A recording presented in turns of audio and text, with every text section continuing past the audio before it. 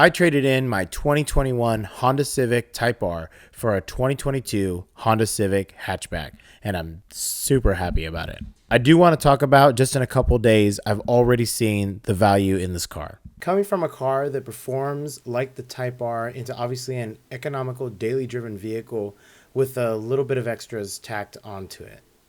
So immediately coming to this vehicle, especially coming from a car that has a 3-piece wings, side splitters, everything on the Type R, a big complaint everyone would have from the 2016 Civic, and we hated that period that was on the door handle. We're glad that time of the month is over. Okay.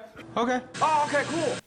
Another telltale difference, and it might just be the Sport. I have not seen it on too many other models. I saw it on the Sport Touring, these black mirror caps for the Sport trim, and we didn't get it on the Type R or any other premium trim on any other vehicles. So coming around to the back, we see the HPD badge that they wanted $400 on paper for. They were tripping, but coming from the Type R, which without debate is an eye-catching vehicle, even up until the day before I had to let it go, people flagged me down. Or so much as to yell from across the way, what is that? Oh my God, what is that? Oh my God, what is that? That's a Honda. Okay, wow. Is something that I'll definitely miss. Other than that, I'm loving and kind of falling for the red, which I've always wanted a red car, but have not gotten out of fear of getting pulled over in one. And also what's helping and compensating for stepping down from a vehicle with such a loud appearance is the HPD hatch spoiler, the 18-inch aluminum alloy glossy black wheels, which look very sporty, and I believe this looks like half an inch lower than a normal Civic or 10th gen Civic hatch. The open hatch at first glance looks about exactly the same as the previous gen Civic.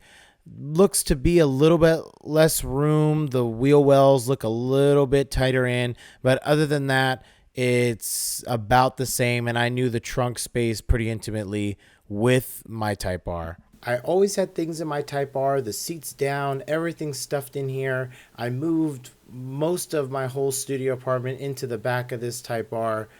I will say that with my $40,000 Type R, I didn't get what I did get in a $20,000 Civic, which was a spare tire. The Type R did not come with a spare tire. It came with a Fix-A-Flat kit. And they're saying that was because you couldn't really fit one in there. And explain to me how you fit one in a smaller trunk. Maybe that's why it's smaller. Maybe it's a little higher than in the Type R because of the spare tire. But that's something I appreciate because that was always a concern. And I did have 2 blowouts on my Type R. So, that can be pretty scary when you know that all you have in the back is a Fix-A-Flat on low-profile tires. Nobody wants that. So let's go ahead and hop in. Let's take it for a drive. So, immediately getting in this vehicle, a huge difference in seat position. Who am I? In seat position is the fact that I will say that in the Type R, and it might be due to the seats, it might be due to the bucket seats, how they really gripped you, how they really grabbed you. I do feel like my seating position might be further away from here, but the reason I'm so far back is because my legs are longer. It might be because that front hood is longer here. Because that longer wheelbase, we got it more in the front. We didn't get it more in the back. We got more in the front, more in the hood on the 2022 Civic. And I feel like we might have lost that in the footwell underneath. Because I'm not particularly tall. I'm 5'11", but my legs are my whole body. I have 0 torso, Sam. I have no torso whatsoever, or titties for that matter. But I mean, I might. Anyways, I don't know what I'm saying.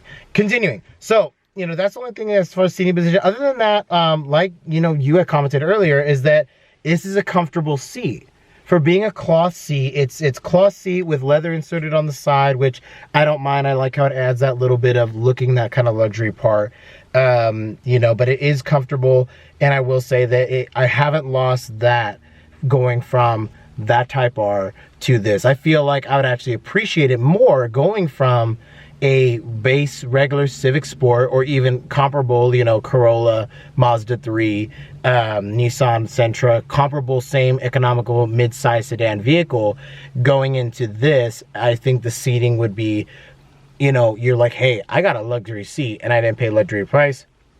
But again, I have a difference of perspective because of the fact that coming from a, you know, bucket seated, Recaro style, track seated Type R.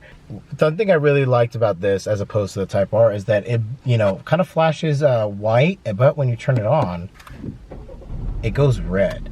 So, and with the whole motif of the Type R being red, and the fact that it didn't like do that was pretty interesting. So I'm like, that's pretty cool. It was red on the round side of it, but the fact that it kind of like switches over to that red is pretty cool. We get right here in the digital gauge cluster, we actually get, similar to kind of like that Tesla overview, is of whose seatbelt is on and not on. So you'll know all 3 seats in the back of which passenger, you know, wants to lose their life today or wants to get, you know, pawned off to the cops, whoever, whatever they want to do. You know, also comparable in this vehicle as opposed to the previous gen Civic, paddle shifters. Obviously, this one's an automatic transmission, CVT onboarded with a 2.0 liter naturally aspirated engine. I wanted the manual, but no one had them in stock, and I could not find one, and I was on a time crunch, so this is what we got. As we can see, there's like a whole difference in setup across the vents, and that, you know, that motif is only here in really the front and onto this side part over here with no vents in the back. I'm not sure if the Sport Touring had vents in the back that also followed the same honeycomb trim. I'm not sure, but you know, that's what we have in the front. And that's kind of my first gripe about the matter, is that this feels like a very European built style, more of this like Audi simplistic minimalism that we're kind of seeing, as opposed to kind of the utility that we had in the 10th gen Civic hatch. Because in the 10th gen Civic hatch, there was no console here. There was the under console, and then the like that shaft alley for the cup holders, and the cup holders would roll, and then this would roll, and this slid back, and everything slid back. This is a lot more simplistic, so I do like this, but I got really used to being able to shove my phone underneath down here and not have to do anything about it, but now I can't, and I have to put it there, and then kind of getting it out of there is a little more difficult. But that's the only seated position for your phone. And then plugging in a charger is kind of going to be detrimental, because look, it's gonna, you know, it's gonna hang on here, wear your charger faster. So if you can afford it, I would recommend getting the upgradable QI wireless charging pad that can be installed right there. Or you know, if you could find one for less than $43,000 because of a markup, get the Sport Touring model. But I wouldn't. So we're gonna go ahead and put it in drive. You can. Obviously, I'm gonna see a huge drop in horsepower versus a 309 horsepower vehicle to a 170 horsepower vehicle. But other than that, I am really mad to say that I'm kind of enjoying the ride. Probably just enjoying it because it's just easier, and just doing a lot of commuting, it's a lot easier. But that's what this is, you know, the Type R wasn't a commuting vehicle.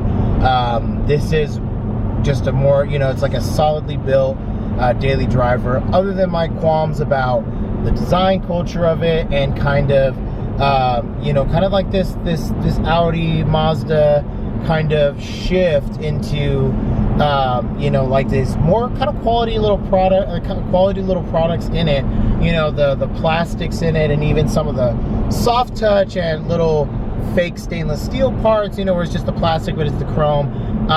It is bringing it all together to make it feel like a more you know, like kind of a more top shelf option, despite the fact that it's, you know, the more economical choice. Apple CarPlay standard, Honda Sensing standard, which is really good. There has been such a, like, you know, kind of withholding of applying that Honda Sensing adaptive cruise that Honda has to all their vehicles. Even the Type R didn't get it until the 3rd year that it was you know, that it was manufactured, until the 2021 model. So I'm already used to using it in the Type R in a manual vehicle, and it's a lot easier to use. in an automatic car. And it's so responsive. I've used it in a Toyota, in several Toyota vehicles, Lexus, Mercedes-Benz, and I'd say comparable to Mercedes-Benz, Honda has the best adaptive cruise, adaptive lane departure assist. All right, here we go, 0 to 60. 1, 2, 3.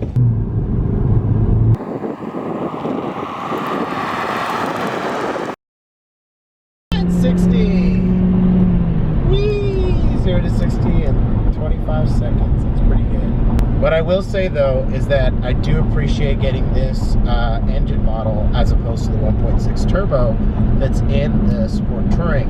1.6 turbo is like kind of, you know, the main staple of what Honda's been doing since 2016, especially with the Civic Si having the 1.5 or 1.6 turbo, making the 205 horsepower that has, as well as the Sport Touring making, I think it's like 200 horsepower on its own because it's just the Si but detuned.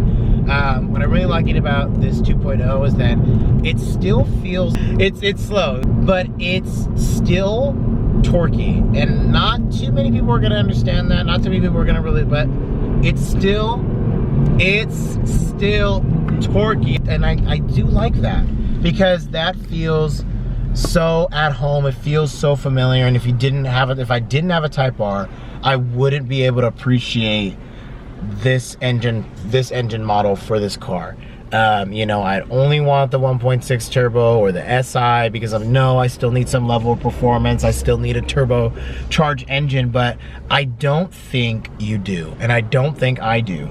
I think the 2.0, aside from needing some goodies here and there, you know, needing that rear diffuser off because that thing is trash, having some showing exhaust tips, you know, from either side, just like how the SI has, but having that on this one is gonna make a huge difference. Again, you know, front splitter, it's already fairly low, and it is my personal daily driven car, so lowering it from there, I'm not sure about. Wheels, the wheels are excellent for now. The split 5-spoke design, very nice. I love that from any kind of wheel, and the fact that it's an 18 and it's on all-weather tires just plays into the fact of like how economical it is, which is what I needed it for. I needed to draw back on finance. Having it be more economical was the name of the game, and it's done it. And it's done it in this package that has more premium goods in it, more things that you're looking to have standard out of a vehicle, despite it being an under $30,000 car. You know, having the adaptive cruise, having this actual genuinely good power plant that feels VTEC, it feels, despite not having it, it feels Honda still. It may not look it, I may think it looks like a Passat R-Line, it may not look Honda, but I'm here to say that it does feel Honda. And that's my hugest, I guess, appreciation and love for the reason that I stand Honda so firmly, is that despite when they do things that don't really seem like they're on the same track as what they've been doing across the board, or they're not like really staying tethered to what the roots that make them an attractive, you know, attractive to the culture, is that they go and they still have this brand new offering, brand new 2022 Honda Civic hatchback, and it still feels like a Honda Civic hatchback. I'm gonna keep saying this over and over and over, like that I hate this, that, or the next thing, even though this car is almost making me fall in love with it. But I really hate, I truly hate this. The auto start stop. Come on, Honda, like you didn't need to add this. I always appreciated that the Civic never really had it.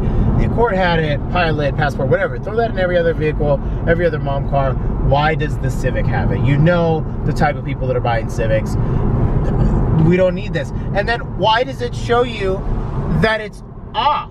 Like, show me that it's on. I don't even know if it's off. I want it to be off, so I want that light to be off. Why do this backwards? I don't get it. Anyways, Honda, why do we have such an emasculine horn? This is a Prius horn is what this is. And it was in the previous generation, like in the last one, but for some reason, before the 9th gen, it was way better horns. Like, what? I know this is stupid to be mad about, but tell me this isn't like the most, like, if I'm behind somebody and I honk at you like this, Doesn't that sound like a Karen behind you honking? Doesn't it sound like, oh yeah, that's a little girl behind me honking, she don't know what she's talking about. Like, this is a little college student behind me honking. Like, you know what I mean? Like, this is an art major behind me honking. Like, it's such an ugly horn. I know, I don't care. Anyway, thank you so much for watching Slow Media. Don't forget to like, comment, and subscribe for videos similar to this one. Hit the notification bell to follow this build as well as any other cars that we have. Okay, bye.